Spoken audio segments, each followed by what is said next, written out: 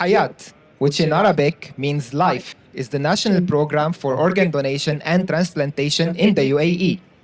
In 2023, more than 100 organs were transplanted through the Hayat program. However, that is not enough, as more than 4,000 patients are still waiting for a precious organ to be donated.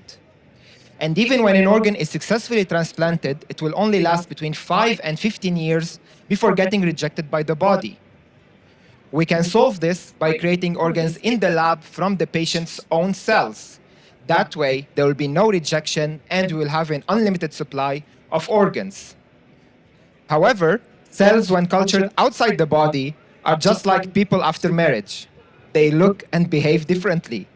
The main reason is because we culture them on 2D hard plastic. And since our bodies are not made up of plastic, I started culturing these cells in 3D soft gels. So these gels resemble Jello, the gelatin pudding.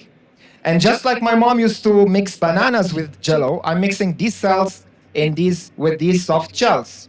And believe it or not, cells loved it. Their shape and function resemble more the cells present in our bodies than the one we culture on plastic. More importantly, how we assemble things will affect how they will work. For example, if we assemble the car by putting the wheels on the roof, it will not function properly. The same is true for our engineered organs. Human organs have a very complex architecture, and we need to precisely mimic that architecture for them to function properly. Oh, how I wish there is a machine that we can give it an image and it can replicate the exact structure of our organs using the gel and cells mix. Well, fortunately for us, that machine exists and it's called a bioprinter. So how we do this is very important, is somehow like magic, and it's composed of 3 steps. Step 1, we load our gel and cells mix into the bioprinter. Step 2, we upload the image that we want to print into the software, and these images can be created from scratch, or we can extract them from MRI scans. And step 3, which is the most crucial important step, is to press start while screaming, "Abra printing cadabra." Don't forget that. And boom, just like that, we have the 3D bioprinted tissues that mimic the shapes we can find in nature and in our bodies. These 3D bioprinted structures, we can work on them and we can make them also antibacterial. So even if your surgeon did a lousy job while transplanting them, there will be no risk of infection.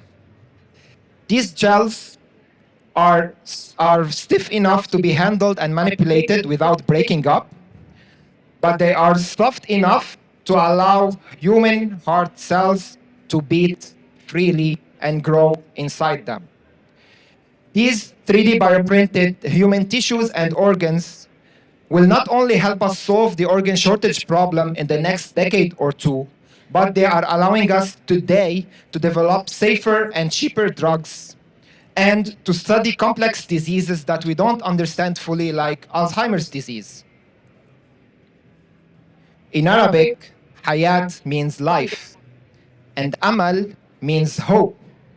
And while using this cutting-edge bioprinting technology, and with a collaboration between scientists, engineers, clinicians, and funding agencies, we can give patients Hayat and Amal for a better future. Thank you.